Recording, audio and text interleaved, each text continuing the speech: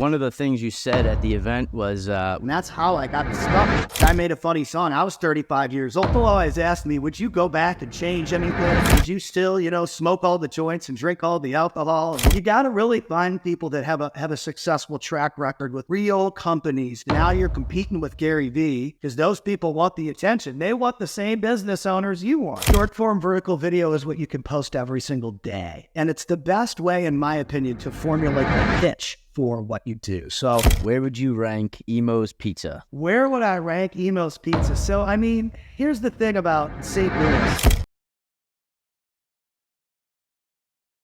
This is weird because I'm so used to you introducing everyone else, but I get to flip the script and introduce you today. There we go. Let's make it happen. Let's have some fun. Yeah. So without further ado, welcome back everyone to another episode of Relatively Uncharted. We got the man who needs no introduction. His name is Pat Hilton. He is an MC. Guy brings the heat. He's got the energy. He is the man, the baddest motherfucker in the game. Welcome, Pat. Hey, thanks. Appreciate you guys having me on. Welcome on, man. Yeah, so I connected with you last year, 2023, at an event where you were MCing, and we were kind of talking about it before we actually hit record on this. It's an investment in yourself, the steps that you take to put you where you want to be in the future. If your goal is to get out of your 9-to-5, what are you doing to get yourself out of that? So that's what I was there for. You were there, obviously, doing the damn thing. You were crushing it, for the event. And so one of the things you said at the event was we were at the Mirage Hotel. It was a wealth conference, and they have those little coconuts. They have coconut water in the coconuts. And you were like, man, I've been seeing these around. I think I want one of these. If anybody's got one, you let me know. And then during the intermission, I was like, that's my chance. Oh, yeah. That was me, man. Coconut guy. That's great. Yes, sir. So I went out, grabbed you a coconut water, handed it to you. And, obviously your genuine reaction, like, obviously you meant it. You wanted that coconut water, and it was an opportunity for me to connect with you, chit-chat. You were kind enough to bring me on stage, which was, to be honest, me going to that conference was taking a step out of my comfort zone, getting to network, get to meet people, do something for myself. I was there for real estate.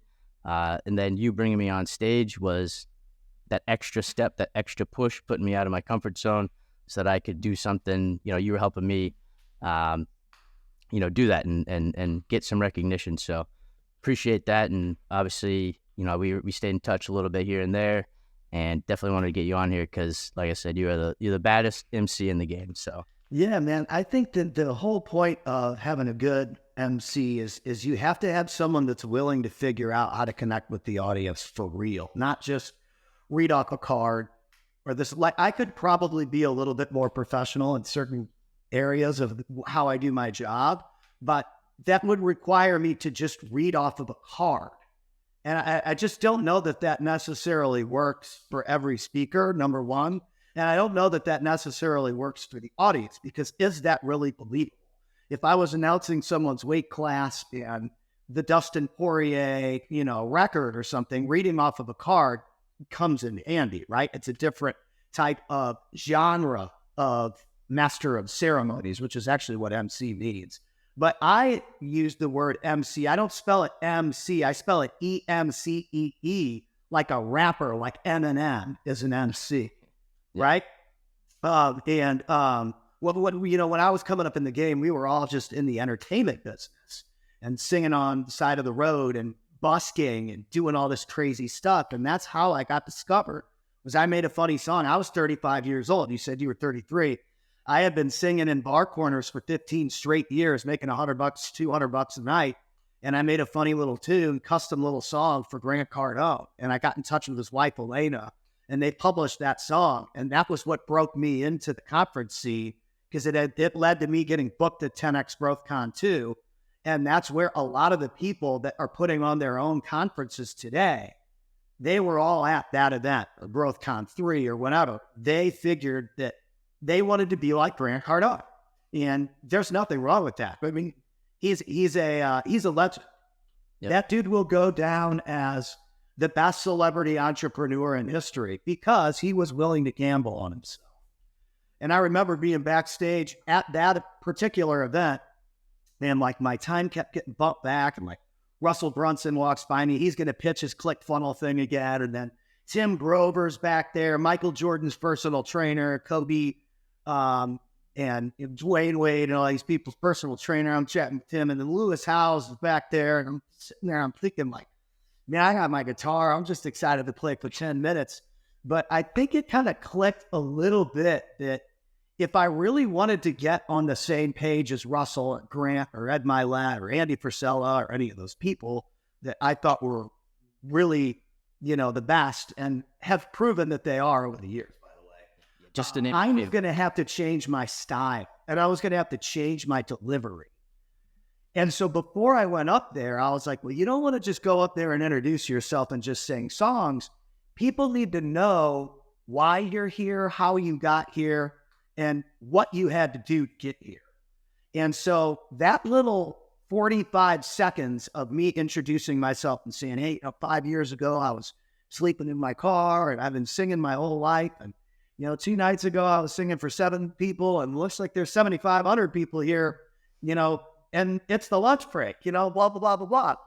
When people heard that part of the act, Brad Lee came up to me afterwards and was like, dude, that first minute was the best part of the whole show. And I was like, dude, I didn't even sing anything.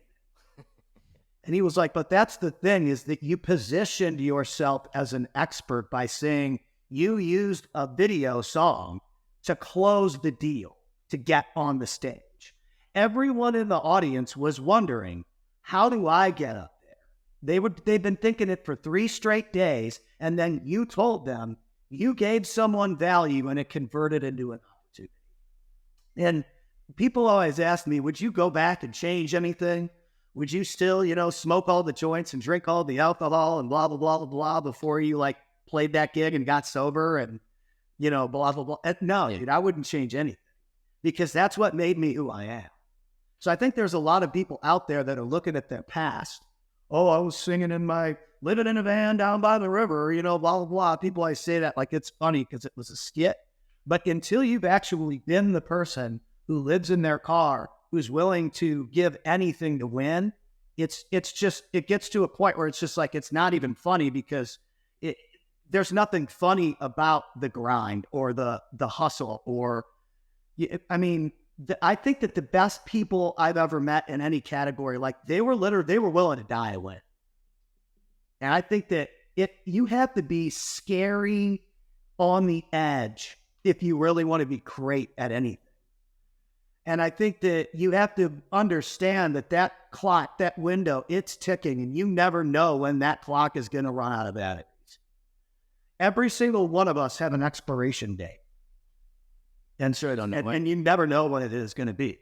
And so if you're not doing what you want to do with the time that you have, then did you live a life you wanted to live at the end of the day? Right? Because if I look back, if everything ended in 15 minutes here after the show or whatever, I could look back and I'd be like, dude, I literally did everything I said I wanted to do as a kid. I did it. I made it. So I think that sometimes we're so stuck on money or income or investments or cash flow or this or that or success or freedom or blah, blah, blah. We got all these little keywords, right? Guru keywords. And that's how they sell you the dream. But the successful people understand that those little keywords are just a part of every single day life. The journey is the reward, man. The ability to do what you want to do, to sit here on a Saturday morning and kick it with you guys and talk about all this crazy shit that I've been through. That's the game. This is what we fight for. Absolutely. That's deep. You went deep 10 minutes into this thing. It's incredible. But so back to your first point is you have to find a story, let them know, find a way to let the audience know why you're there, because that's what human nature is. You resonate with the stories, with the people that we're social animals. You want to know, why am I here to listen to this person? Otherwise you tune them out and all right, next person, next guest. And then when you come with something real, I risked it all. Before we even started recording, I'd love for you to go back and talk about how you've shifted that mindset, but I'm going to intentionally use the other word, is you made sacrifices. Mm-hmm. But to get to where you wanted to be today. But can you tell the audience, share with Ryan. Ryan may not have been on when you were talking about it, but how did you shift that mindset from a sacrifice to something positive? So I've been following this guy that's from my hometown. I'm from St. Louis. St. Louis, Missouri is like a little big town, right? It's a little bit off the beaten path. It's not a Miami. It's not a New York City. It's not an LA. It's not a Nashville. It's not a Dallas. But it's a little powerhouse in its own category, and it's a great place to be from. I learned a lot being from St. Louis, Missouri. Missouri people are the kind of people that you got to show them. It's the show me state. So like you have to show people what you're doing, or they just don't believe you, right? Like the facade stuff, it just doesn't work. Like you put on your overalls and you go out and you rake the sand trap and you build your golf course tree. Or you go out and you knock on doors, or you go out and you start your supplement store. You go out and you got to show people that you're really, really good at what you do, or they won't believe you, right? And so we've gotten into this age of Instagram and TikTok and YouTube where people show you what they want you to see. They don't necessarily show you what you need to see or what would convince you whether that person is legit or not. And so there's this guy that I started following. His name is Andy Frisella.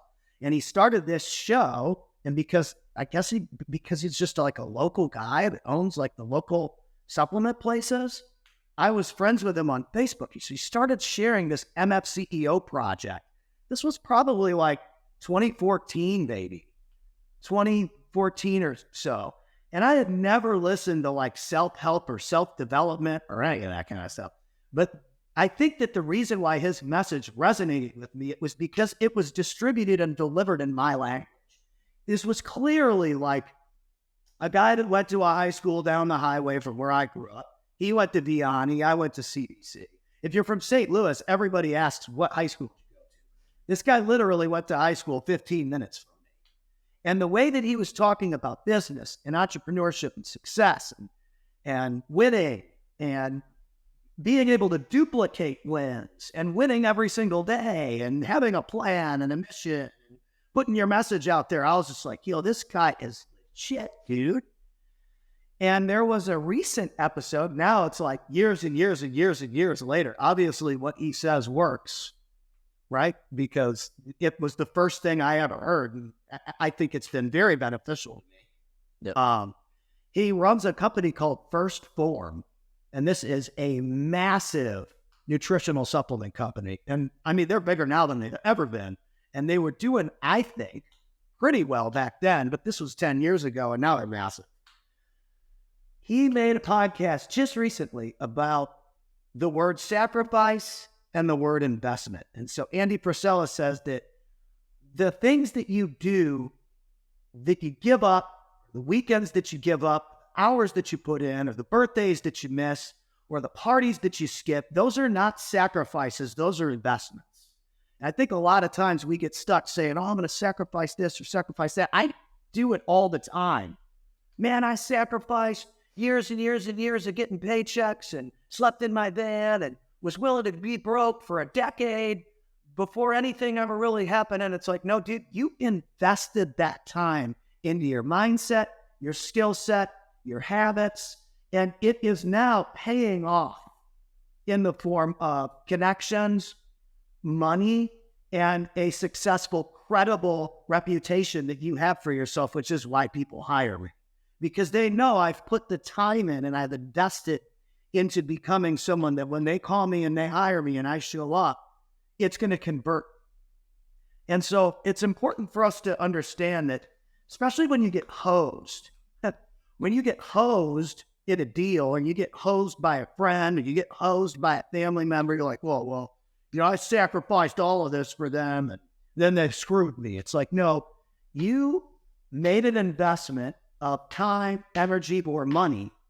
And sometimes, initially, that investment does not pan out. But there is usually a reward at the end of the rainbow if you're willing to follow the lines. Stick with it, right? Don't give up. And I think that because you're not getting that reward. this is where people get hung up and they get this thing screwed up. There's never been a heavyweight champion I've ever seen that didn't get punched in the mouth a lot before they were able to win the gold or get the big fights or the big guarantees or the big pay-per-views or whatever. And so we as entrepreneurs and business owners, content creators and all that, we got to be willing to take the hits. And that's the stuff that no one wants to talk about. And I think that's where we have to understand none of these things that we're doing are sacrifices. They're investments in ourselves. And like I said, man, that clock is ticking.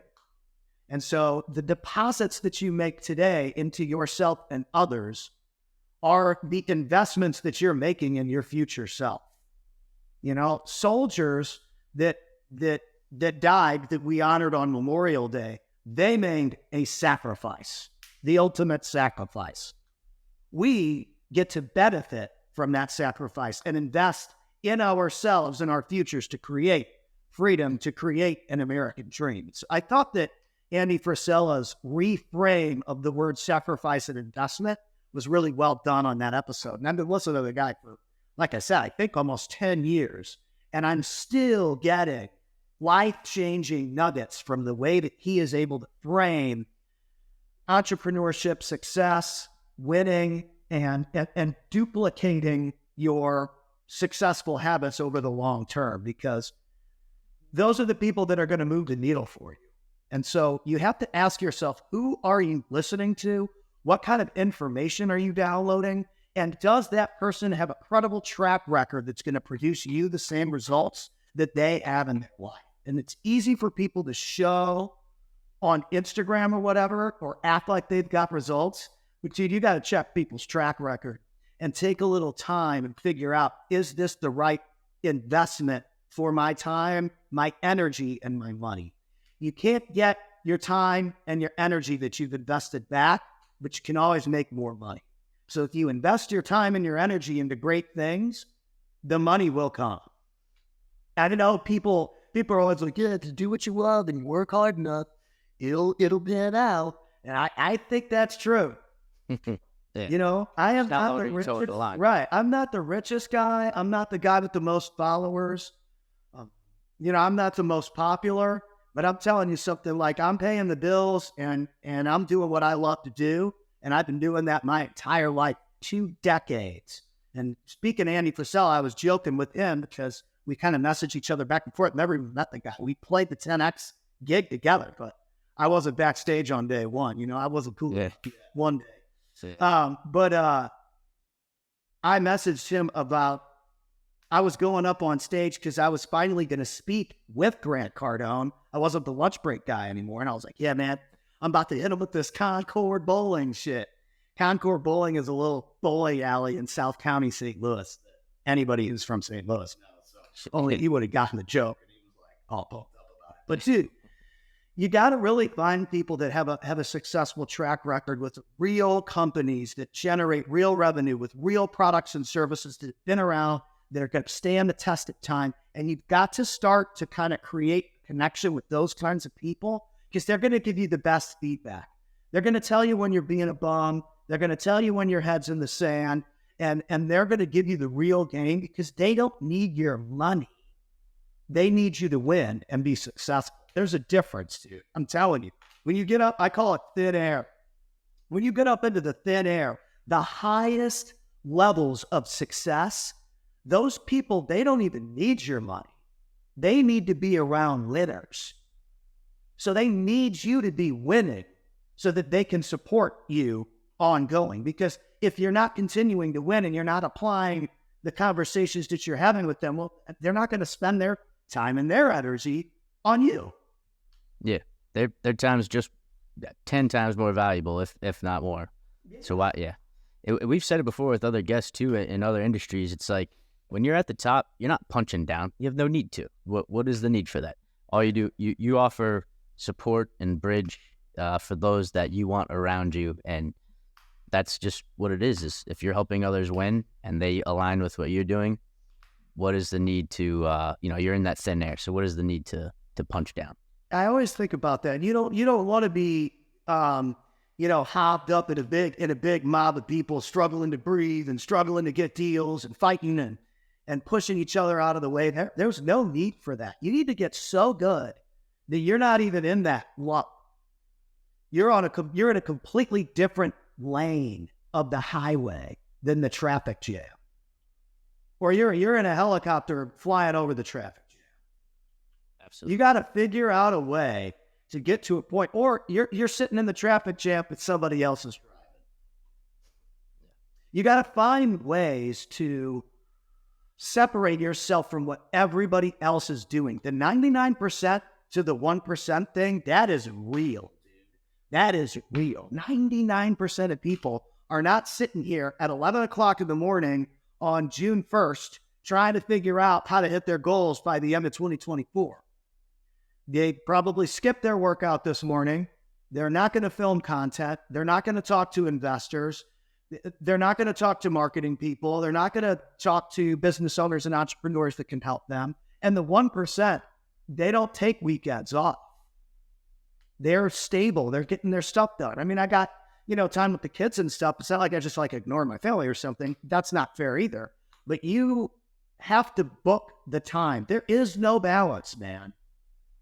There is no balance. And it's just, people have to understand that. You make time for what you want to make time for.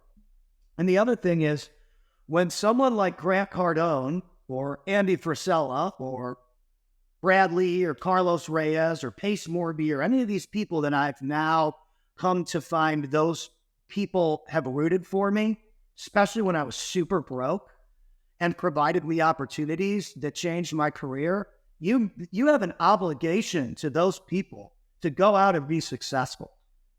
And I think a lot of people, they get some wins under their belt in entrepreneurship, and they want to act like they did it all themselves and they figured it all out themselves. Like, bro, no way. There's no one out there that is self-made. Somebody helped them make it happen. Somebody built the highways. Somebody built the gas station you filled up your tank at. Somebody created the guitar strings that I slapped on the guitar to film the video, on the camera that somebody made, on Facebook and Instagram that Zuckerberg made, that Elena got a hold of and showed to Grant that got me on the stage. I mean, dude, there's so many little variables and little factors that you need to be grateful for because somebody made an investment of time and energy to help everyone else become successful, and that's why those people make so much money.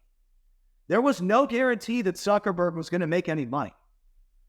Dude, Facebook, in my opinion, still the best social community building platform in the game. Instagram might be better for content creators and, flashy edits and stuff like that. But dude, all the connections that I make for business, I've closed millions of dollars of marketing deals since the Cardone thing, and it took a couple of years. I was still broke for a couple of years, but, since then, and then most of it came from Facebook people because you can't fake on Facebook.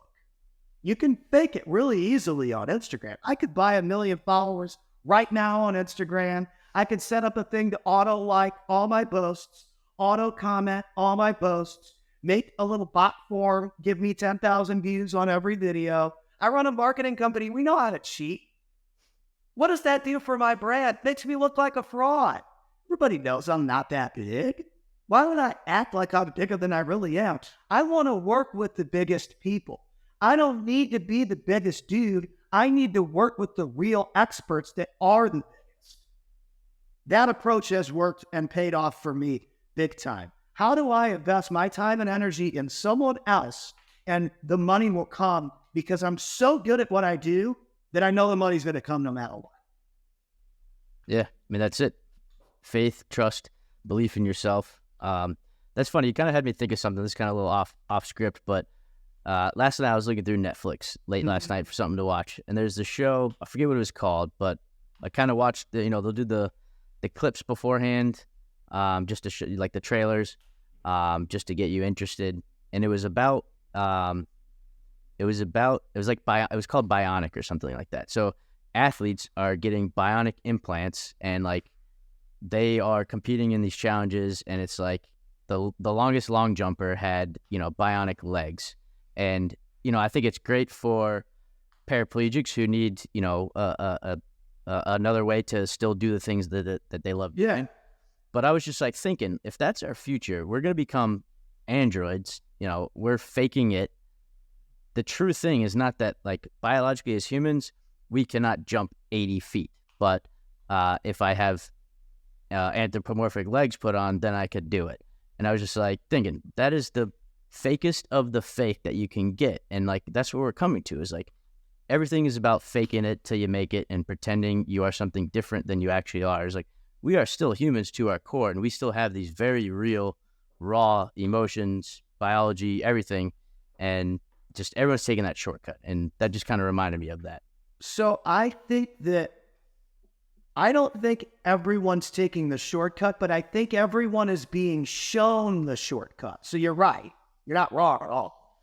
Everyone is being shown that there is a magical pill, there's a magical leg, or there's this magical injection, or this or that or the other thing that's gonna do the work for you. It's just false. And I think that regular folks, good old Missouri folks, it's to hack on Missouri a little bit, because it was just so hard to make it there doing what I do that I had to leave. Because the way that I need to market myself, I fit better at a DFW.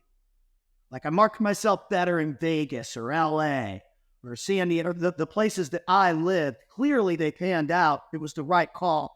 But I never would have gotten any good if I wasn't willing to duke it out in bar corners in Missouri for 11 years. Because I was always touring, but I always come back to Missouri and play those 6 straight months, save up money, and then tour 6 straight months. I mean, dude, I was playing Thanksgiving night, New Year's Day, Christmas Eve, Christmas night, every single year for like 15 straight years. And this is the funniest part about it. Our social media agency, we post every single day of the year for our clients. We never miss that.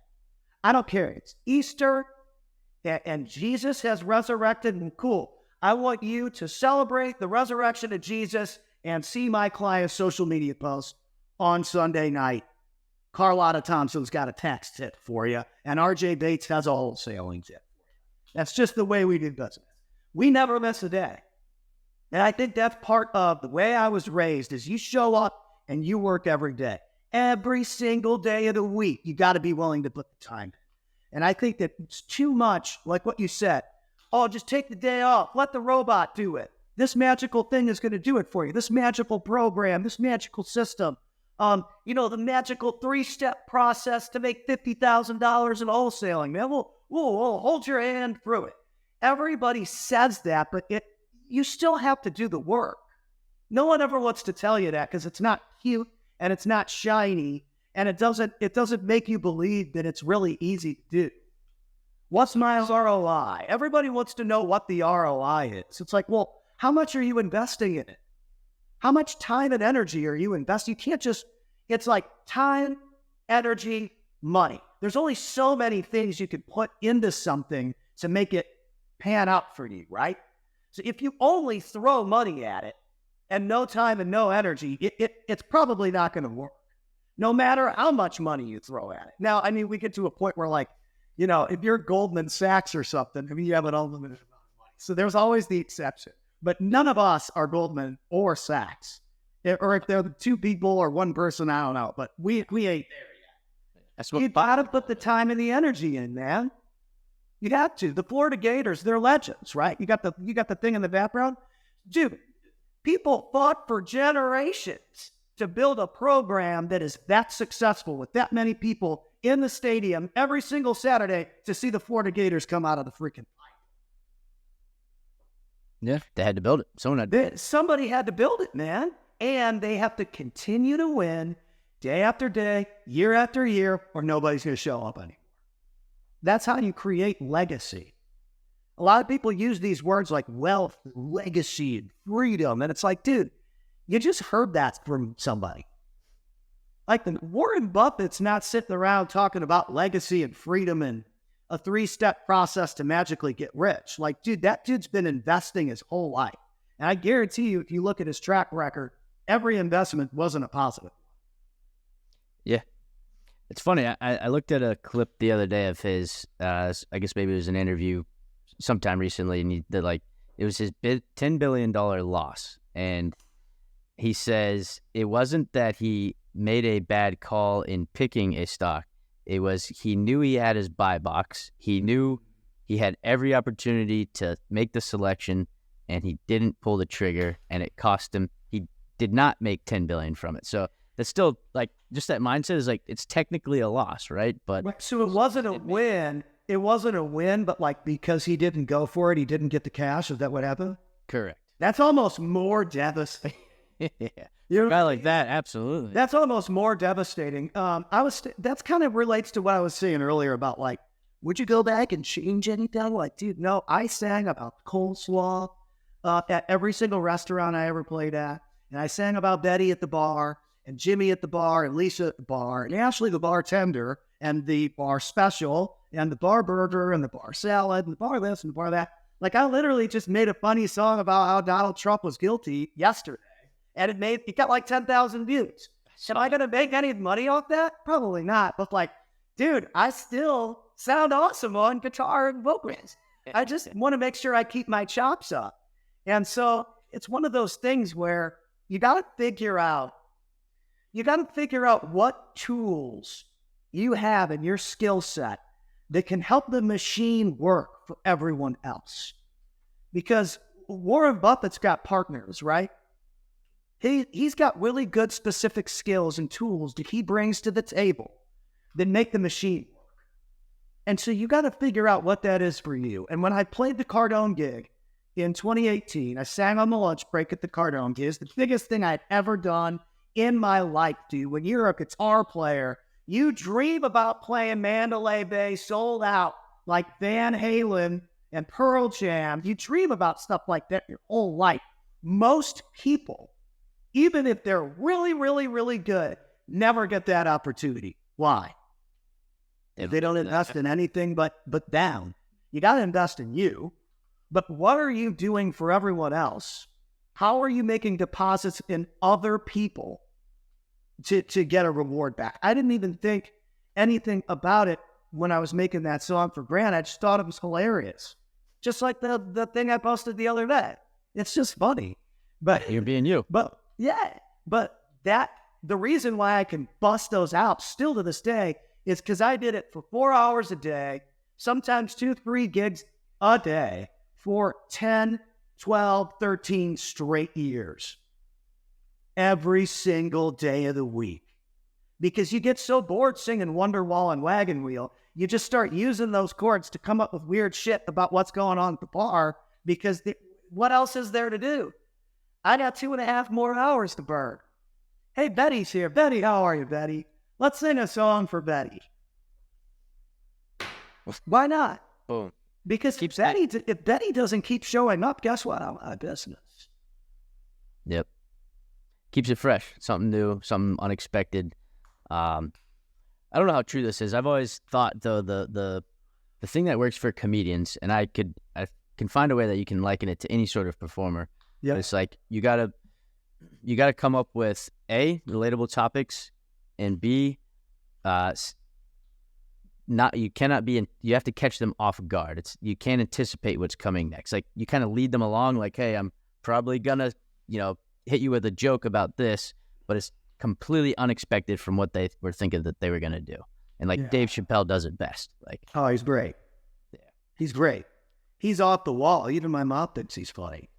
But that's the thing about it. It's like, how are you? Here's one thing that's interesting, and Carlos Reyes has gotten pretty good at this recently, and I told him to do it years ago, and I still do it sometimes too. How are you using what everyone's talking about to create a conversation using you as the message. You're the messenger. So you don't necessarily have to take sides on everything, but you can present your side and apply your knowledge to how you feel about something to a topic that maybe everyone's talking about, and then that's going to generate the attention you need. People will always talk about Grant. People will, in my opinion, I think Pace Morby is going to become like just a real estate legend here over the next 5-10 years. Like, dude, that guy's approach is completely different from anyone else. He's an incredible community builder. And I just did his Squad Up Summit recently. I was the MC. And I was on stage with Grant after Grant Cardone got done with his speech. I posted the videos on my YouTube. You type in Pat Hilton and Grant Cardone, you can watch it, where I thanked him for giving me that gig we've been talking about. And so what you can see in that video is I went from the lunch break guy to now I'm the host of the event. I can take my own time to hang out with him. But again, who made the investment to get Pat Hilton on that stage to make sure Pat Hilton had that moment? It was Pace and Jamil. Somebody's always behind some of the moves that you make that create the success that you want to create for yourself. And, you know, if Carlos, Reyes, and Bradley never would have given me those first MC jobs, I don't know that I would have even been an MC.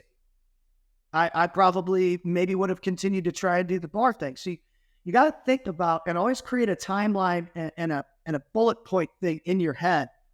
Andy Frisella was the guy that got me even thinking about the word entrepreneur. I didn't even know what the word entrepreneur was until I started listening to Andy. And then I found Gary Vee and Grant Cardone and all these people that spawned off from listening to that show. He's never charged a dime for that information. And that information's generated me millions of dollars in sales, doing what I love to do. And so you always want to make sure you recognize what were the pivot points, what were the trajectory changers in your narrative in your head, because once your mind starts to shift, it keeps shifting. People are always like, oh, you got to get your mindset right. Mindset. Dude, that's like the most basic level. I already had a great mindset, or I wouldn't have been going after it the way I was going after it. But your skill set is what eventually everything falls back on. And so if you're not developing your skill set every single day, and you're not getting good enough every single day to the point where you can compete at a high level, somebody else is. And so if that's you guys, your real estate, like, you got to make those calls. You got to send out those emails. You got to make those connections. You got to be at every single investment group meeting, every single person that you can meet to get the deal done. And that's why I bring up Pace. He's got the most powerful real estate community out there. And those people are helping each other do deals and find private money lenders and blah, blah, blah, blah, blah. Everybody in there is doing deals. Yep. And so if you're looking for, you know, a community, it's like he was the first person to even use that word.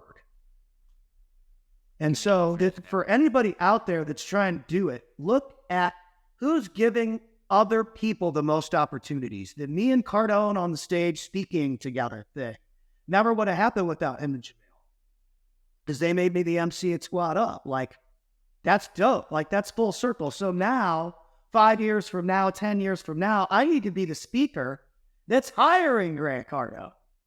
Yep. The only person I've ever said that to is my wife. Like, dude, we need to get to a point where we've got a community that is so powerful that, you know, I'm wheeling Grant Cardone out on the old wheelchair just so the place can go freaking bonkers for him because he freaking saved my career. Yeah. Most people are not willing to say stuff like that about other people because they want to take all the credit. Yeah, this goes back to that mindset of I'm self-made, right? And there's nobody can claim that. No, there's always something somewhere. Something happened that helped you get into the bucket of victory. And it's usually not just you. There's a million variables every single day. I was driving yesterday. I drive over to this little place. It's called the Sweat House in Allen, right? They got a little sauna and a cold plunge. So I'll go be able to work out here and I'll bounce over there and get the sauna and do the cold plunge. This lady tried to get over, but there was a car there. So she like hit this other car and this and that and the other thing. Okay, well, that, I was like, I don't know, 20 feet behind them. Well, cool, dude. If I would have moved a little bit faster that morning, maybe she would have run into me. Yeah. Right? So it's like, you got to think everything is in its place and in its time and this and that and the other thing. Plus, I probably would have seen that dumbass lady not paying attention and hit my brakes anyway. Forced that up. Yeah. You know what I mean? But you always got to be aware of the fact that it can play to your favor or it can play against you. Most of the time, the stuff that happens that sucks is happening because you are about to unlock an entirely new version of you if you continue to produce at the level that you're producing. Like I run a social media agency because when I did that gig, I was talking to a bunch of people backstage and they were like, well, if you want to get out of the bars, you got to start having a monthly package that people pay for, that you do social media for, so that you can get your wife out of that teaching position and have her home with the kids and you're making money on the internet so that you don't have to sing at bars anymore. And so that means you have to have deliverables. What are you giving me every single week for my social media page that I'm paying you for every month? And like 3 months later, we had like 3 $2,500 clients. Now I was like, dude, I'm rich. We're killing it. Because that amount of money was more money than my wife and I were making working every single day of the week. And I was doing it from home. And she was able to quit that job, that teaching job, teaching everybody else's kids, making no money. And that was how the thing started. But I had to understand, well, you're going to have to leave all this behind. You're going to have to not do the guitar. You're going to have to figure out how to do real marketing, have to learn how to do all these edits. Now you're competing with Gary Vee. You're competing with Uncle G because those people want the attention. They want the same business owners you want. And so you got to understand, anytime you level up, anytime you get into a position to where you become professional or you start to become an expert, you're going to see this too. The same people, sometimes, not all the time, the same people that rooted for you, that put you on, that showcased you, will stop working with you once you start to become a competitive force in that category. So I've noticed this, especially as an MC and a marketer and entrepreneur. It's like when I was just the broke guy that played the lunch break, would sing for $1,000. Everybody was like, oh, well, everybody wanted Pat if they're this guy played at 10 acts. $1,000. Let's bring him out. He'll take a Southwest flight, come out, jam for us, and we'll get him a hotel room. But now that it's 10 or 15 or 20, well, yeah, listen, dude, some of those same people are like, oh, well, we'll just get Jimmy from the Bible study course to be the MC. And it's like, that's fine. That's good. It's actually a compliment because, number one, that person probably, most likely, respects you enough to understand that you're not doing it for less than X. And they're not going to have you come out and give your time for any less than that either because they respect that your time is worth that. But at the same time, if someone's paying you that much money and you get stage time, you get clout, you get influence, whatever, on their dime, does that help or does that hinder them as the expert? And so you'll start to notice, dude, like, the guy that hits 51 home runs 3 years in a row and he wasn't getting paid jack shit. Once that guy wants $10 million a year, what happens? He leaves and he goes to LA. He doesn't care if LA sucks. He wants to get paid what he's worth because he's hitting 51 home runs a year. Yeah, he wants that respect. And so you got to understand that too. When you're coming up and you're trying to make the sacrifices and make the changes and this and that, it's everybody's kind of like, oh yeah, cool, man, go for it. Dude, looks like you're doing some stuff, great. Good for you. You're really making it. But when you turn the corner and you become an expert or you start to hit that top ranking, you're Florida, you're in the top 25. Dude, people hate Florida. I don't know why. I don't have any skin in the game. But you know what I mean?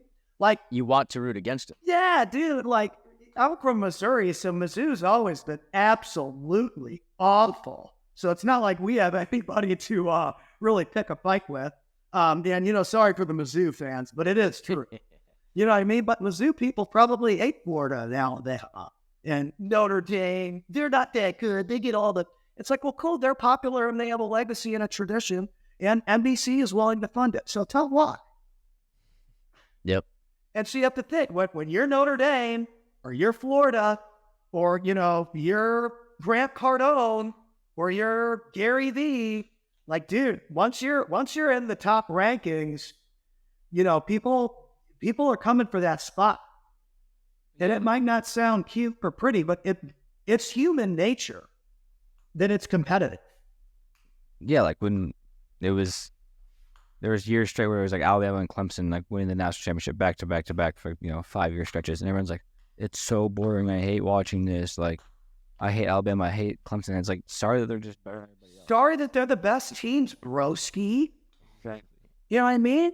You're drinking your root beer float on the sideline, having another Bud Light. Like, you've never even played one play in the big leagues. And you'll find that, again, the 99%ers, they hate everything. They hate everything. They hate you when you're losing. They hate you when you're winning. Kelly Clarkson, prime example. I just sent this article to my wife. My wife's lost a bunch of weight. She looks great. Great job, Ed. Looking fly, right? So she had 2 kids. So obviously you put on weight when you're a mom and you have 2 kids. And she lost the weight, this and that. She's been doing a great job. Well, I saw this article about Kelly Clarkson. And apparently, I don't pay attention to Kelly Clarkson that much, but apparently Kelly Clarkson put on some weight there for a while. Okay? Well, now she lost. And so everyone's like, oh, well, she uses Ozempic. That's cheating. It's like, okay, so you didn't like her because she put on weight, but now she lost the weight and you don't like her anymore than you did when she put on the weight. So you're just an asshole. Kelly Clarkson's done so much cool stuff. She's was a single mom. She was like the first American Idol ever. Everybody wanted her to win, including, I remember that whole show. I think she was the first American Idol. And she was great. She got some great tunes. She's made a career out of herself, blossomed into an entrepreneur, and all you can do is sit and talk about her weight. You're pathetic. And most of the people that are talking about that are probably fat and out of shape anyway. So they shouldn't be talking about anybody's weight, but they're all. I could get in shape if I took Ozempic. Dude, it's not that hard. You still easy. You still got to do the work, man. You know what I'm saying? And so you always got to understand, with each phase of growth is going to come a new phase of attention and visibility on you from people, especially the people that you already know. Now, most of the people that I know knew what I wanted to do because I was pretty much, hey, man, I'm going to play this gig, or I'm going to go here, I'm going to move to California. Then once I'm in California, I'm going to do this one day, and blah, blah, blah, blah, blah. And I actually went out and did. Yep. And so a lot of those people that gave me gigs 10, 15 years ago, they're still on my Facebook page. They're still my friends and this and that. They've always wanted me to be successful. I'm blessed because, again, I'm from a small area where most people don't go for it. It would have been way more comfortable for me to get a marketing job at my dad's accounting firm that he was partnered in forever, to make $80,000 a year and call it a day. And I'm like, no, I want to do 800 and have all these expenses and all this stuff that only keep X and blah, blah, blah, and live my dream. Dude, it's working. I've never done $1 million in 1 year, but we've definitely done $1 million. Yeah. And so I'm extremely proud of that because I'm the only sales guy. I'm the sales team. I'm the marketing team. I'm the CEO, the operator, this and that. I still get on all the one-on-one calls to all the clients. That's why people buy our service. They're buying me and my honesty and my authenticity and what I bring to the table. When they show up at this house, the person that fills them and is the creative director is the guy that was standing on stage with Grant Cardone, not Jimmy the assistant. That's not how I do business. I show up for my clients in the room and I get their videos onto the camera for their social media page. I don't pawn it off on somebody else. And in my opinion, that's why it's working. I think people start thinking they're too cool for school and they just want to sell. And they don't think about the fulfillment aspect of how you treat your customers. There might be some people that haven't stayed forever or they just didn't want to do social media anymore or they changed their marketing spend or whatnot. Like, not every person stays forever, but you'd be hard pressed to find someone that didn't do it anymore with us, that didn't have anything good to say about us. It'd be very hard to find that person unless they're just a total asshole. Yeah. It's customer service. It's why it's so much harder to bring in a new client than it is to retain one that's happy and finding success with you along with them. Totally. And I think that's why, like, you see these people like RJ that are so consistent on social media. He's been with us for years. Years he's been with us. Why? Because it works. Pays for itself. Yep. Everybody, he walks around with title belts on stage now. He's like the king closer. And I love to use RJ Bates as an example too, because people are always like, yeah, I don't understand. Like, he gets so many more views than you on Instagram. Like, yeah, it's true. The funny thing is, what would it be like if my clients and my customers didn't do better than me? Wouldn't it show that I'm way too focused on myself and my success than my actual clients? Like, my page is where we test stuff. We talk about crazy trends and this and that. We try all these new editing things on my page or memes or whatever. My page is like the testing ground where we test off the explosions in the middle of the desert. And then we apply those tactical strategies and edits and maneuvers to the client base. Because the clients are way, way, way more important than me being the biggest guy on social media. What I sell is authority-driven expertise. I work with real authorities and real experts. Therefore, I'm not sitting here counting views or comments. I'm counting conversions. How is my content converting? Because if it wasn't converting, I wouldn't have been with Grant on stage the other day. I wouldn't have been with Payson Jamil and Cody Sanchez on stage the other day. I wouldn't have been with Ed Milet. I wouldn't have been with all these people. So you also have to think about, when you're a content creator, you don't necessarily want to be Mr. Viral. You want to be Mr. Conversion. You need to make money. And so, especially with you guys being real estate people, one of the best ways that you can get deals done is to start asking for deals on social media. You know what I mean? Hey, I'm that. What area are you in? I'm based in New Jersey, New York City. Yeah. So, hey, I'm Nick. I'm in New Jersey, and I'm looking for local people that want to sell their house for cash. I am a local home buyer, and I can give you a price in under 10 minutes or less and see if you fit our criteria. We're a local home buyer. We want to help people with an exit strategy. We know that sometimes times get hard, and we want to be the person that comes in that gives you a great offer so that you can relocate to the house of your dreams. Boom. So there's your social media content. And I would just do that every single day, talk about real estate, real estate, real estate, real estate. Like, for me, I'm like a announcer guy. So I try all kinds of different tactics with pop culture and trends and breaking news and all this kind of stuff. That's my persona on the internet. That's not RJ's. RJ is a wholesaler.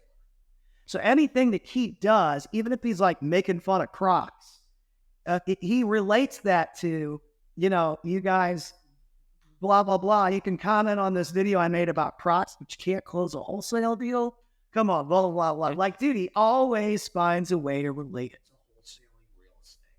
So if you're someone that wants to do business deals on the internet, even if you do use trends, try to find a way to get those people to engage in the comments about your expertise so that you can get them on phone calls and you can connect with them. I also think a lot of people sell too hard on social. You always want to use a video to get connections. The more people that you're connected to, the more friends you have, the more people you have in your phone, the more deals you're going to get. You're not going to sell everybody. True. But if you have those people that walk away, like I do a lot of discovery calls with people and I give them a whole ton of advice. And then I'm not someone who tries to close them necessarily on the first call. Some people would say that's bad. I think that the serious people that stay with me the longest are the people that I don't pressure to buy. I know they've got the cash flow to pay 5K a month. I know that they are qualified to be in the studio recording. They know that they want it and that they're going to do it. And so I don't need to be a pressure salesman. They will move into a position to where they're on the calendar comfortably because we start to kind of build that relationship and build the rapport to the point where I'm almost saying what they need to say on camera to the point where they're now saying it in their head and they feel comfortable and they're like, I'll be there June 16th. Absolutely.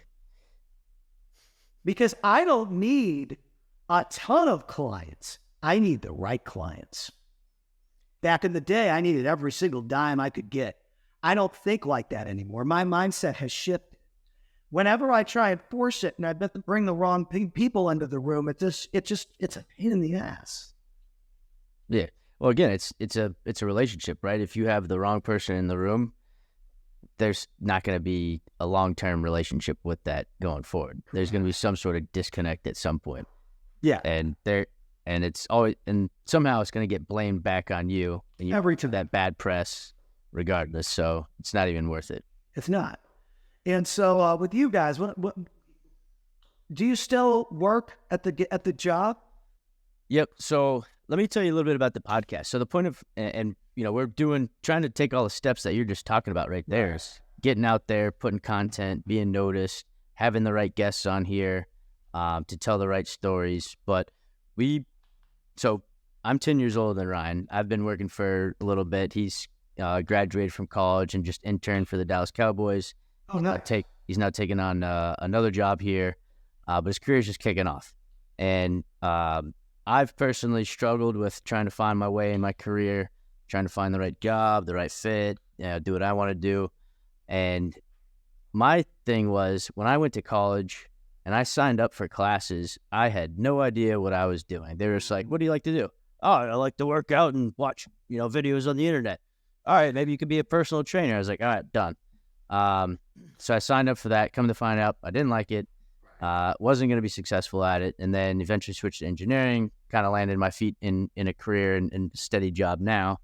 And then I know Ryan is, kind of going through that personally as well, getting his feet on the ground, taking off in his career. So we thought, and we've talked about doing a podcast before. We're like, oh, let's talk about movies. Let's talk about pop culture. Let's talk about lifestyle, whatever it is.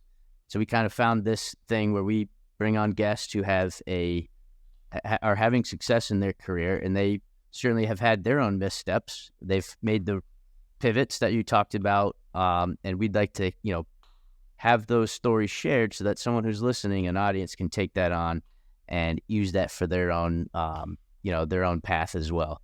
And then maybe they find out like, hey, I really want to be an MC, and they're like, oh, I don't want to live in my van for 10 years, grinding hard. That's just not what I'm cut out for. So maybe I don't really want to be an MC. Maybe I want to be an accountant. So that's the point of the podcast. So we're putting content out here. I have invested in real estate on the side, and that's the goal, is to at least build up recognition. People can know, like, and trust us, and then we can start putting stuff out there like, hey, Mr. and Mrs. Homeowner in this market, I'm a home buyer, yada, yada, yada, right? Follow through with that pitch. That's the whole thing, is just to get out there, kind of hitting those bullet points that you talked about. Yeah. For you, I think that the name of the game first is wholesaling, because you want to be able to get that 5 to 10 deals a month so that you've got some cash flow, and it's going to take some investing back into the business. You got to be able to market and this and that and the other thing. And then I would try to apply that creative finance strategy. I call it the Morby method, but it's essentially just creative financing, where you figure out how to take over somebody's mortgage and put a tenant into that and start to cash flow monthly residual revenue. Now, you got to figure out, there's risk involved with that, because With tenants, anything can happen. Let's just be real. But if you really want to build a portfolio of monthly residual income, no money down, that's the way to do it. And so you got to figure out, there's so many people in that sub-2 community and in that creative finance world that you could talk to. Or the other strategy that I would say is to just buy a business, which is you follow some guys like Carl Allen or Kyle Mallion. So Carl Allen is like the British king, and Kyle Mallion is like the American king of acquisitions. And I mean, there's Cody Sanchez. I think she's great. I've just never personally worked with her. So I don't know how her style works or her buy box or anything compared to the two people I have worked with. So I think she's on the list. But again, I just don't know her style like that. But dude, Kyle Mallion's looking at the $1 to $5 million revenue generation company with X amount of cash flow, 20 to 30% usually. They've got employees in place, operations in place. They've been around for over 10 years. And you can come in with financing, SBA financing, and acquire that company and own that company. And now all of a sudden, you're making $200,000-$300,000 a year because you own that company. Comparing that to real estate, there's no way you're going to get that much cash flow from real estate unless you put decades of work in, or unless you're a magician like Pace and you're able to build the best community in the entire industry over the course of 5 or 6 years with all these little creative finance kids and adults that are into the tactic, right? And he did a great job of that, but not everybody's Pace. Yeah. You know? And to that analogy there, to that, to those two options. Dude, acquisitions compared to real estate? Ooh, man. Yeah, well, when you start to understand business, right, you are an owner at that point, or even an investor, whatever it is, you have skin in the game, a large portion of it.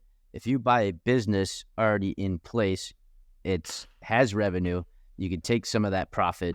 But if you are just getting into real estate, you have to create that business that generates that revenue. And it is rewarding. If you stick with it 10, 20 years, you'll be Thatch Win. You'll be throwing out like, you'll be buying your next Rolls Royce, your next, McLaren, whatever he's got. I don't know if you know Thatch, but he's in that real estate game. I think he might have been at, maybe one of Pace's events or Ryan Pineda's events. Yeah, I think I know who you're talking about. Thatch, the Julian or whatever it is. Yeah. I don't know how to Yeah. No, I think, yeah. Sometimes I got to learn people's names backstage before I announce them. So I butcher people's names backstage. That's smart. Say it wrong so they can correct. How do I say your name, bro? Yeah, exactly. But yeah, that's it, right? I follow Cody as well, and Pace. I found Pace at the same event that I met you at for the first time. I think Cody was there as well. Like, learn about their strategies and everything, taking what they do. They're, and then Cody's method is, find old businesses, the baby boomers, they don't have an online presence, and it's like you just add the systems and processes in place, and then there it is. Like, it becomes more passive than it was prior.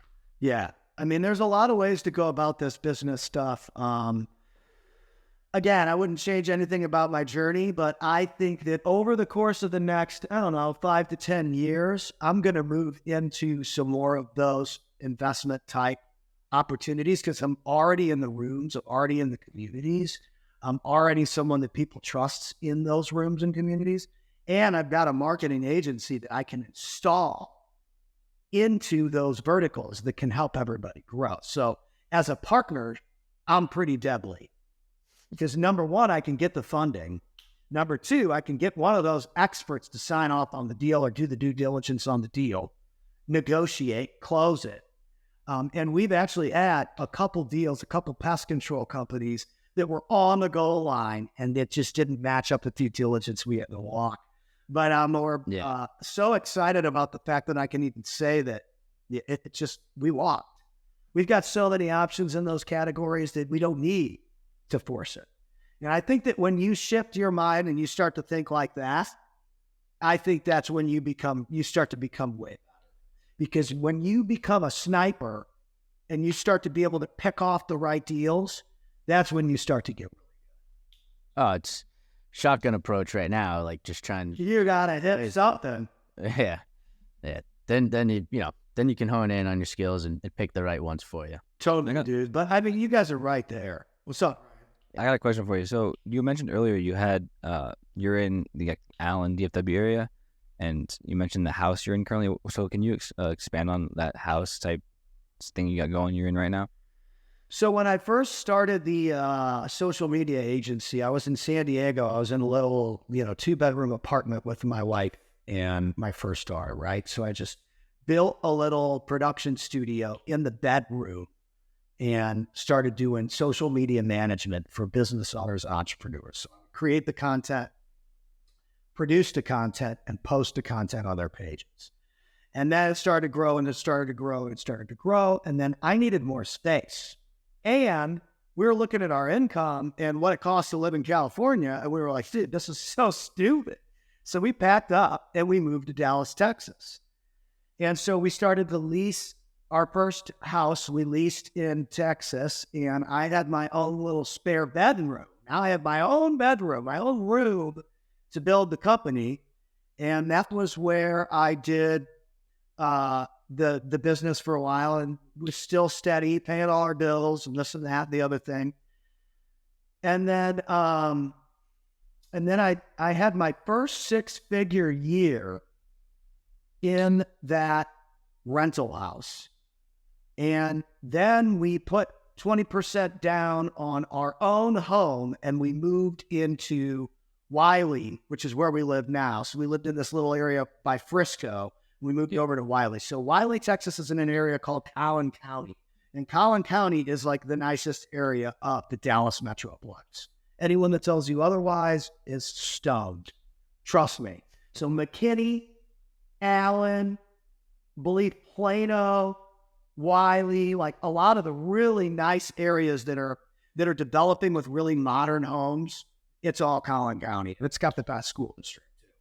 So we bought this house in Wiley, and then I was running it out of the extra bedroom in that house.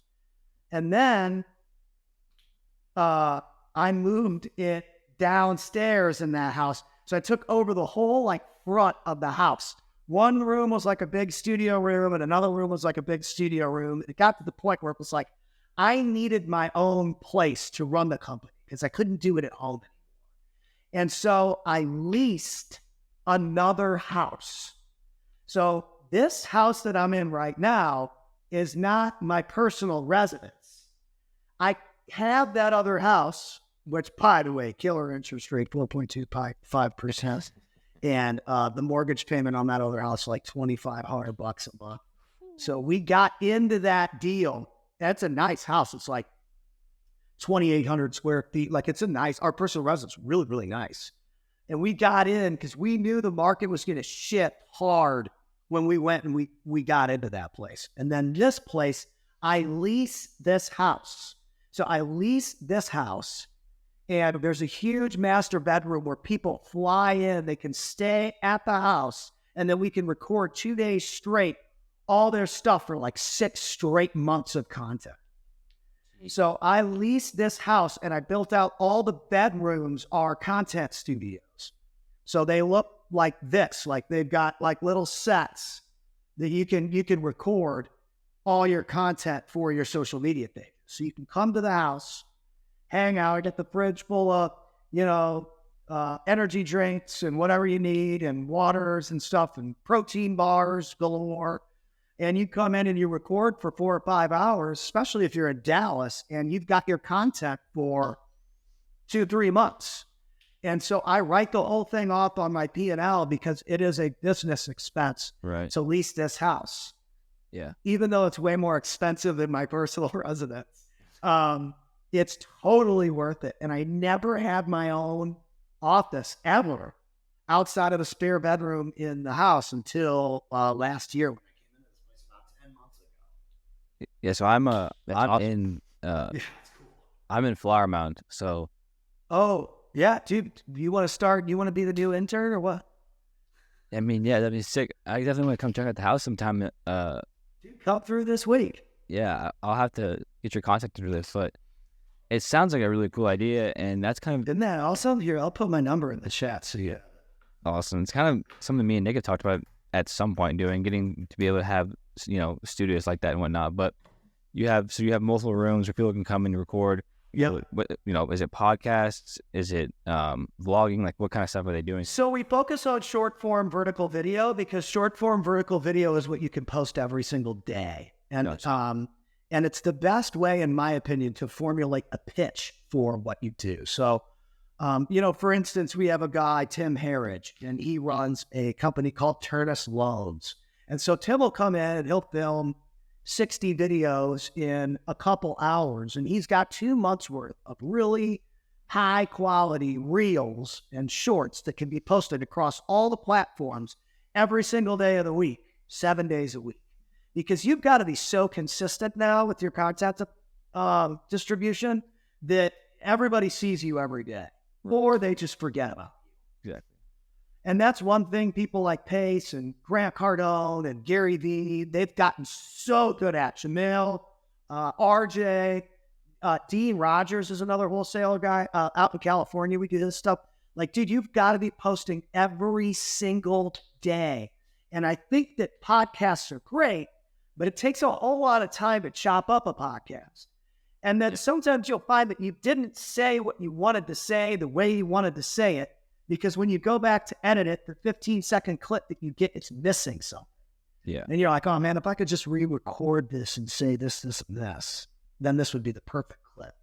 I think people should start by recording little clips first, and then have their podcast show be separate. Because short form video is designed to convert. It is designed to go viral. It is designed to get a bunch of attention and messages and engagement for your brand. Whereas a podcast is a different format altogether. It's even filmed differently. This is widescreen. A short form vertical video is not widescreen. It's whatever it is, 16 by whatever. The widescreen is like almost the opposite. It's like the phone sideways compared to the phone straight up and down. Yeah. So think about this. When people are watching your content on a mobile phone, they're not watching it like this. They're consuming it like this. Everything that they consume has to fit the screen perfectly, or they're not going to be able to understand what you're talking about. Right. And so you always have to think about the audience member. Like, this is very easy, whatever this page is, David Dorn. It's very easy to look at this and to see what he's talking about and to like it. And this is how you create your little thing for your YouTube video. Or it's really easy to click on this, me on leg day, and it's Conor McGregor doing biceps. Like, dude, that's funny. It's clearly like, dude, that's hysterical. Right. So it's like you have to figure out how to communicate with your audience with the way that they're communicating with the marketplace. Right. And so, in my opinion, when Snapchat came out with the vertical concept, it changed everything. Everybody ripped off Snapchat. Then TikTok turned that into a full platform, just videos. And now everybody's ripped off that, and they've turned it into reels and shorts and whatever else they call vertical videos. But I think vertical short form video is the way to get people to engage. It's always been a 30-second game. Even when I was a kid, if you were watching the Super Bowl, you would sit there and you watch the commercials. And it's the same philosophy I took into songwriting when I started making funny songs and little 30-second bits. That's what got Grant Cardone's attention. It was the 30-second bit. It was hilarious. And that was what changed my career. 15 to 30-second bites of you talking about your expertise, talking about deals, being funny, relating your niche to trends. That's what converts, dude. Yeah. And I think it will always be that way. Not everyone has time to listen to this full episode, but I've even recorded this on my end so the team can chop it up so we can have clips. I could tag you guys on all kinds of clips. Hell yeah. People's attention spans are just naturally getting shorter and shorter with it. So And the funny thing is, they've always been short. Yeah. Look at songs. I love that you brought that up. People's attention span has always been short. 3 to 3.5 minute songs, even 2.5 minutes, are always the one that's the single off of an album. The Beatles practically perfected writing little 2 to 2.5 minute ditties that everyone's heard. I'm not the biggest Beatles fan in the world, by the way, but they're really good at writing catchy little hit sounding tunes. And that's why people love their shit. It's easy to say. It's easy to like. You know what I mean? You think about the biggest songs, they've all really hooky and they're short. Well, I was going to say, the only parts of most songs that I know, have listened to, I can only sing the chorus. I can't go off on the that's it. So it's got the best beat, the most. People in marketing have taken the chorus and used the word hook. That's where it came from, was the music industry. Everything that you're seeing in marketing and business and sales and entrepreneurship today, musicians and songwriters and artists were doing it 50 years ago. Right. Elvis was doing all the same stuff 50 years ago. He was dancing and doing little moves with his hips 50 years ago, just like kids are doing on TikTok today. None of this is it. It's just a cultural, pop cultural remix. Just the way we see it is new. The way we intake it is new. The way we consume. Yeah. So you always got to figure out, how are people consuming, media, and then how do I produce media that is easy for them to consume? Yeah. And then that's what you get on. So how many studios do you have? Like rooms like you're in right now in the house? 1, 2, 3, like 4. And does each room has like a different background you can like set? Yeah, some of them have a couple different ones. Yeah. There's like a glass screen room. There's like a classy little uplighting room. There's a room upstairs with couches and all this kind of podcasty looking. But dude, this place is legit. Yeah. What room are you in right now? What would you call the room you're in?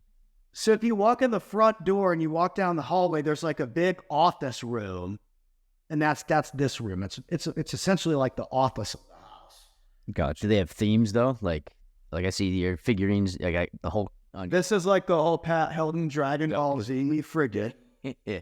Kick your ass. Mario's over there somewhere. Yeah, you got Sonic. Sonic's back there. So that's a little bit more. Yeah, it's a St. Louis Blues hockey puck. I actually got that at a St. Louis Blues game. Like, I don't know how long. It was a long time ago. But yeah, they all have kind of themes. Well, like I said, one room, it's just a big green screen. And then another room, it's like a couch. And then there's other settings. There's a big, huge room here that I'm doing meetups in. You should definitely come by, dude. I think that you could definitely become an asset to us, you know? Yeah, learn the systems, learn the cameras.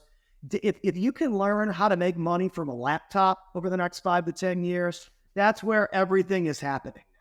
Yeah. The game went digital, and I knew that was going to happen a long time ago. Definitely interested. I mean, it's super cool what you got going over there, and the idea, like I said, Nick and I talked about it. It's an ideal situation. Oh, dude, it's great. It's great. Even if you just want to get, where do you live right now? You got your own place? No, so I graduated about a year or so ago, so I'm still at home with my mom and my dad. And dude, this place is way more fun than mom and dad's house. Yeah, no, I believe that. So yeah, man, hit me up. Shoot me a text when we're done here. You're welcome anytime. Yeah, well, grinding all week. We need more hands on deck. I could show you how to run all the stuff. So this and that we're building a whole community, doing free meetups every month. Next one's June 22nd, I think. Or listen, June 22nd. Yeah, doing just like community meetup. I'm building my own little community. I mean, I've done all this stuff for other people, and most of them have suggested, hey, just do your own little free meetup for a while, and then start charging X for it, and then build it from there. And so that's what we're doing. So what are you looking to, like, when you said I could come be an asset? What are you looking for people to come do for you? So mainly I think just setting up the rooms. If it's setting up the shots, getting people ready. If I could just show up and the camera and the microphone and everything are ready and charged when a client shows up, that'd make my life a whole lot easier. Right now, I still do it. Yeah, I could easily do that. I mean, you know what I mean? Right now, because, dude, if you learn how to set up shots, set up studio shots, run the gimbal, run a bunch of this audio and video software, it would benefit you immensely because you're going to have to learn how to do that for any company that you market with or work with anyway, because you're going to be a better asset. It's your job with any company or any thing that you do is to generate attention, leads, and sales. Yeah. And that means you have to create something that's going to do that. What are you going to create? Dude, media. Media is what brings it. Just a matter of what media. Yeah, and you got to know how to use the gear. Yeah. Our clientele, the people that we work with, do not have time to sit around and fuss with cameras and microphones and all that. They want to sit down on the couch, have 2 or 3 different backgrounds, shoot 20 videos on each background, and then they got a lunch meeting with a lender that's going to give them $500,000. Those kinds of people are my clientele. Yeah.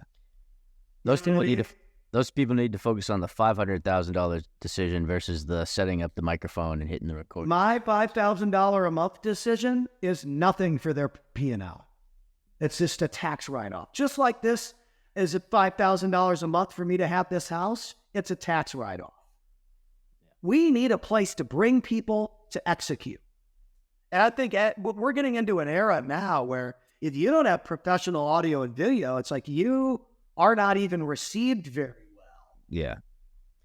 I was going to say, you can notice a difference. I mean, I'm on laptop camera, and then your video camera quality is significantly better than what I'm outputting here, but it changes. It's completely different. You know, someone looks, again, that short attention span, they're scrolling through TikTok or whatever, they see this grainy image, they're like, next, I don't need to look at that. Yeah, and you got to be careful. And I've told people that I don't like to be too big of a hater on it, but like, I always had really good quality stuff because I was like a producer kid. You know, so my songs always sounded good. My demos always sounded good. You know, my videos were pretty cool. That's why I was always getting booked for all those years. I wasn't the best musician, but I was a really good combination. I was a great producer, and I was a really great marketer, and I could play guitar and sing at the same time. A lot of people that were really good at vocals, they were probably better singers than me. They couldn't play guitar. I got the gig. Because now you have to have 2 people to beat me. That's more expensive. Yep. You might as well just hire Pat, right? Because he can do both of those things at once, and he sold more alcohol than those other people too. Yeah. He drank more, but he also sold more. That's why I don't drink anymore. It's really easy to tell why Pat Hilton doesn't drink. Yeah. You didn't tell him about that overhead cost was versus the two body count to hire for the singing and the guitar play. Yeah, it's just, dude, yeah. It's like, okay, well, are we going to pay this one dude $150 or are we going to pay 2 people $150? But that's outside of the budget. That's $300. We could give this guy $200 and he's a better deal. Yeah. Yep. So we'll just book this guy every Thursday. So then I look every Thursday at this place, every Wednesday at this place, every Tuesday at this place, every Friday at dude, my schedule was stacked for years and years and years and years and years. That's how I got so good at this shit. And so you being young, how do you figure out how to service top-notch business owners and entrepreneurs with media? Because, dude, especially like once we start to target, we're going to start targeting good restaurants and steakhouses and stuff like that with the package. We haven't even targeted those businesses at all. We work with like CEOs and elite coaches and consultants and stuff right now.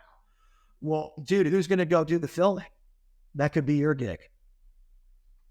Definitely an opportunity. You know what I'm saying? Yeah. You got to have boots on the ground. We get 10 of those people loaded up, and we give them a little cheaper price. They're not going to pay $5. They might pay $2,500.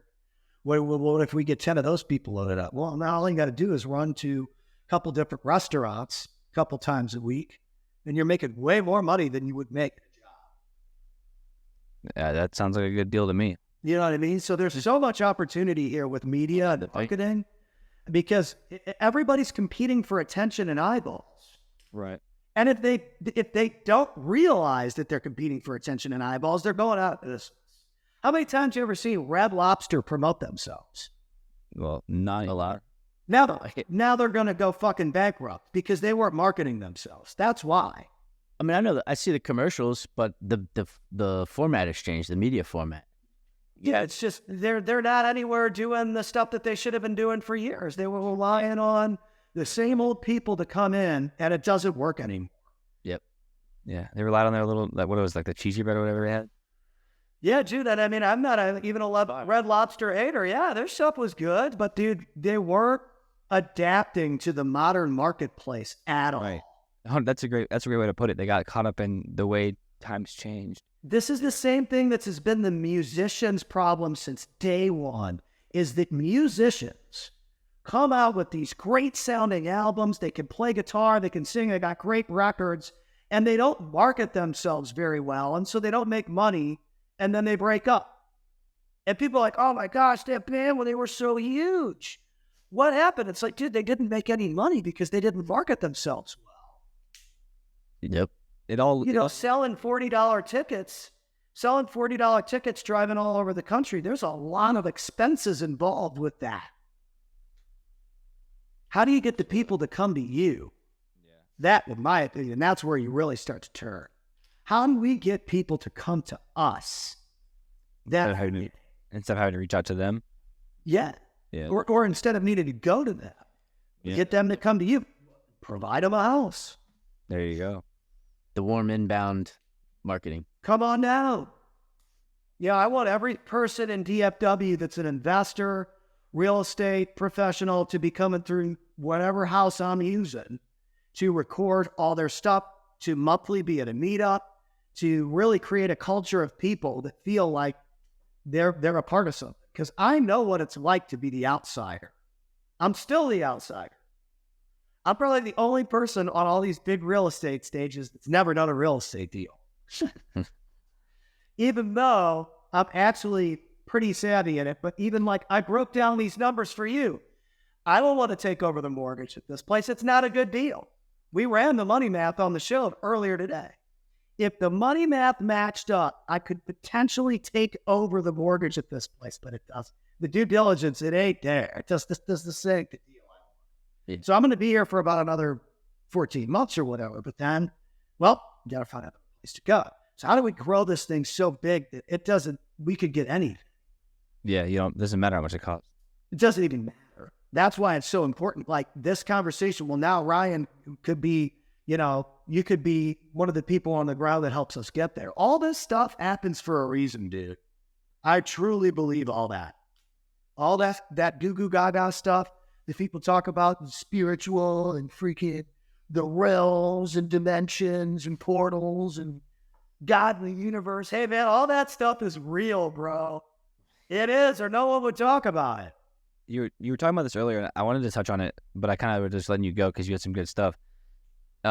Just the idea, like everything, there's always something that happened before right now, right? There was a moment where you and Nick met, and that's how we got you here. And there's always something in the past that led to where you are now. And I think nowadays people just like, they see whatever situation it is, and they just think, oh, look at that, that's really cool. And they don't think about, okay, someone did something at some point in their lifetime that allowed this opportunity to happen. And that's, you just said it right there, like I could be a part of, the growing of what you have there. But it's like, there's so many little things that are important in everything that happens in daily life that then leads to these huge moments that we all staple to history. It's like, well, there was a lot of shit that went down prior to that people don't talk about that was super important to getting there.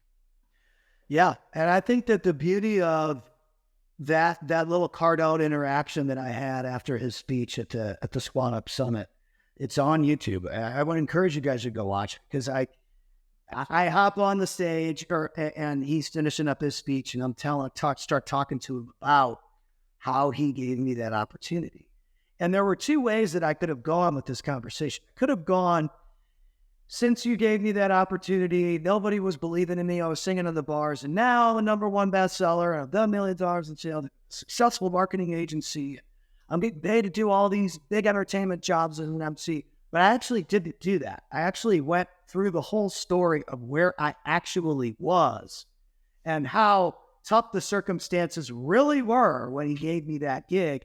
Instead of just focusing on the wins that happened after, I wanted him to understand what I was dealing with prior to performing in that time slot so that he could really understand, like, I'm a guy that might not be successful if that didn't happen. And that, you know, we had baby on the way, and I was singing in the bars. I'm smoking and drinking every night of the week, and I'm freaking out, and I needed something so big. And when his wife messaged me back and said that video was awesome, and he posted it, I knew right then, this is the big thing. You need to deliver for this guy. This is the guy that's going to help you. No one else ever told you your shit was cool until this guy posted it. And so you need to make sure that you show up at this guy's event and you crush the place. And this is going to be the first rung on the ladder of you becoming something impactful in this world. And I don't think that he understood how big that situation was for me until I actually talked to him about it. Right. He was a cheap guy on the street. He was just having yeah. And it wasn't, it was like there was no money exchange. There was no contract, nothing. I drove to an event that he was at with my pregnant wife and closed him in the hallway of that event. I'll play it. And he shook my hand and said I could play. And his handshake was worth it because the guy backs up what he says. People can say whatever they want about Grant Cardone. They probably never even shaken his hand. Yeah, Hilton has. Twice. There you go. And so it's like, listen, you know, you got to think about that. Like, you know, what, you're 24, 25 years old. Like, who are you going to latch on to? This is perfect. You live in Flower Mound. Who are you going to work with that's connected to the people that could potentially change the trajectory of your life? Obviously, you just down on a call with somebody that can do that. You know, I need all the help I can get, just like anybody does. So how can we all help each other to get better? That's the name of the game. That's what I always look for. It's not how can I sell this or how can I sell or what's this going to convert to? The conversion will happen if you provide the solution and the value first. Yep. People always say know, like, trust. Well, you got it. Know, like, and trust. I agree with that. But if you put value above those other three things, you earn those three things automatically if you deliver enough value. When I gave that guy the video, it did so well on his page that when I popped out from behind a pillar at an event when he was walking down the hallway, he knew exactly who I was. Yeah. You're the Jingle Man. Yeah, I know who you are. From Instagram. Yeah, you're the Jingle Man. He knew, dude, because I had given him so much value and had gotten so many hits.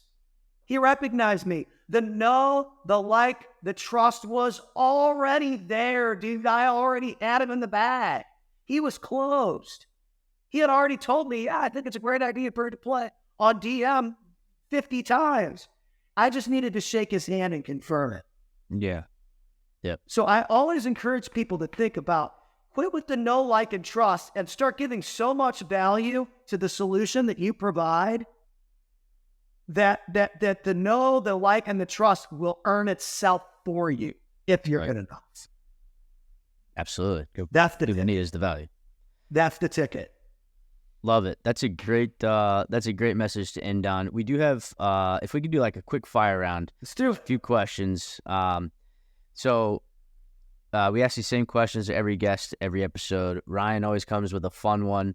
I have a special one I want to ask as well, but let's hear Ryan's and then I'll jump into mine. Cool. Yeah, so Pat, you mentioned you played in gigs all over the country for 10, 15 years, most random places possible. What was your favorite all-time gig? Like spot to play at? What was my favorite spot to play at, like with a guitar? Well, like when you said when you go do these gigs for 10, 15 years and travel around in your... So my favorite place to do a gig, so there was one place in St. Louis, and it was owned, there were two locations. It was owned by the same guy, Brian Armstrong. So they owned a place called the French Quarter, and they owned a place called Alibi 25. And Alibi 25, they only owned it for a little bit, but they've owned French Quarter for like 40 years or whatever. And I'm telling you, man, that place, Alibi 25, was hype as fuck. So that place was really fun. St. Louis, French Quarter, Alibi 25. Harpo's was really fun in St. Louis. And then San Diego, there was these bars called Hennessy's. So Hennessy's had like 13 locations. So they have like Laguna Beach, Dana Point, Huntington Beach, Newport Beach, La Jolla, downtown San Diego. Like, dude, they had Oceanside, like they had like all these locations. Manhattan Beach. Hennessy's was awesome because I played at like all the different locations. So again, if you could just find one guy that's got 13 different gigs for you, well, now I don't have to go and try and compete with all these people for all these little bong hole gigs because I found the one dude that owns 13 bars. Yeah. I found the one dude in St. Louis that owned 2 bars. You know what I mean? So you always got to look for who's the person that's going to connect me to the next 13 things that I need. Yep. Because then I always had a gig. I was booked every night of the week. I played at Hennessy's every single night of the week. I didn't even play anywhere else. Didn't need to. I didn't need to. Yeah. Yeah. So that's what I would say. Hennessy's in San Diego and French Quarter, Harpo's in St. Louis. Rest in peace to Alibi 25, too. Rest in peace to Alibi. Fair enough. So let's stay in St. Louis. My question is a quick one for you. Where would you rank Emo's Pizza? Where would I rank Emo's Pizza? So, I mean, here's the thing about St. Louis pizza. That St. Louis Emo's Pizza thing is great pizza. When you grew up on that kind of a pizza, that thin crust, kind of like party pizza, it's almost like if you go down the frozen food aisle, right, and they have frozen pizzas, there's these little thing called Totinos, and they're these little squares, and they're like thin party pizzas. Yep. It's kind of like that. I mean, I would definitely put Emo's Pizza top 3 pizzas all time. No one would ever talk about Emo's Pizza if it sucked. That's the thing you got to think about. Like, people are still talking about Emo's Pizza even outside of St. Louis. It must be pretty good. Also, the cheese combination on a Emo's Pizza. Also, I worked at Emo's Pizza. Obviously, there's nowhere else to work. So that was the first place I ever worked. There's a combination of Provel cheese and like all these different spices. So we used to have to like make the cheese. You'd have to like grate the fresh cheese. Like, dude, Emo's is legit. I've never seen that Provel cheese used on pizza anywhere else outside of that one pizza joint in St. Louis. So definitely top 3 pizzas of all time. It depends on how you feel. You know what I mean? Sometimes you don't feel like eating that kind of pizza. So I get it. You know, Dave Portnoy, the pizza man, you know, he might give it a bad rating because, you know, it's a different type of pizza, but it's definitely up there. If you're a deep dish person and you're stuck on deep dish, you're probably not going to like it. But you have to think of it like, then have a couple pieces as a snack and look at it like that. Definitely top 3 pizzas of all time. Right on, love it. I knew it's different enough from Chicago's deep dish, New York slice. You know, I've had it twice. I went to 2 Cardinals games in Busch Stadium, and, you know, after a few beers, that's definitely the type of pizza you want to be eating. It's great. They put themselves in the right spot for that. It's great pizza. It is. It is, for sure. Right on. All right, so let's wrap it up here. I don't know if you have time for, we usually ask the guest favorite book, favorite song, and favorite movie. Yeah. Because we're going to those off quickly. Favorite book. So I would say there's a book, Cardone wrote a book called Be Obsessed or Be Average. I think that's by far his best book. I think it's even better than the 10X rule. Be obsessed or be average. If you read one book based on success, I would read that book. Feed the Beast, Chapter 4 is fire. Straight heat seekers. Favorite movie? Dude, I thought... So I could only pick one? Some guests have been loose with the rule, but if you have one. One bite, everybody knows the rules. If I had to pick one, oh man, there's so many good ones, dude. I mean, So let's cycle through like 3, 2, 1. So like, I mean, you got your like Rocky, your Rocky 1 and 2. Those are up there, right? Those are some of the greatest movies of all time, especially story wise. Yeah. And then, got your fun action movies. You got your Predator or your Terminator or whatever. I would say I really liked the first Top Gun. But I gotta say, one of my favorite movies ever is the second Top Gun movie, Top Gun Maverick. So that was good. That's one of the best movies. Like for a new movie, I thought they were gonna die at the end. I was like, dude, the music, like all the production hinted at they were fucked. Yep. Like the sad music comes in and he's like, I'm sorry. And the guy's got rain on. I'm like, this isn't happening right now. No. And then anything comes out of nowhere, it blows the shit out of the guy, and you're like, fucking America. Dude, definitely best movie to come out in 25 years. Not even close. Hell yeah. So if I had to say what's my favorite movie today on June 1st, 2024, it's Top Gun Maverick. All right. Write it down. That's it. Yeah. That's the one. All right. Are you going to have a hard time picking a favorite song? So, it's kind of like, it's kind of a how you feel thing. Sometimes, Domino's is the way to go. Sometimes it's Papa John's. Sometimes it's Emo's. It depends on how I feel. If I had to pick one song to listen to before the world exploded, it would probably be It's Getting Hectic by The Urge. All right. It's Getting Hectic by The Urge. They're a St. Louis band. And they're totally awesome. They toured with 311 and Incubus and Korn for a while. They never really got a huge pop, but that song is an underrated gem. So that would be it for today. Love that selection. Love that. Listen, I think we've taken enough of your time. No, dude, I had fun. Yeah, we had a blast too. Dude, when you got going, you hit point after point and just nugget after nugget that is incredible. And kind of what's funny is we talked about the outline up front. You somehow just like followed that outline to the T, which is incredible. Yeah. So it's great. Like we were talking about your breaks with Grant Cardone, Gary V, those opportunities. And then we talked about your business. So let me just at the end here, just shout out your business. What is it? Acoustic Force Media? Yeah, so we're Acoustic Force Media. You can go to acousticforcemedia.com, fill out the form, chat with us, and we provide done-for-you social media marketing and management. I think the thing that people get really hung up on is a lot of people make content, but they don't produce it and they don't host it. You don't host it, it can't do anything for you. So our team logs into all your social media accounts, and not only do we film you, produce the content, we post it for you every single day so that you don't even have to think about social media. It's done for you. Yeah. Love it. Brilliant. Yeah. Again, we talked about the concept. Ryan and I love it. We've talked about, having a studio that we can have others come in as well. So love what you're doing with that. We started off with the baddest motherfucker in the game, Pat Hilton.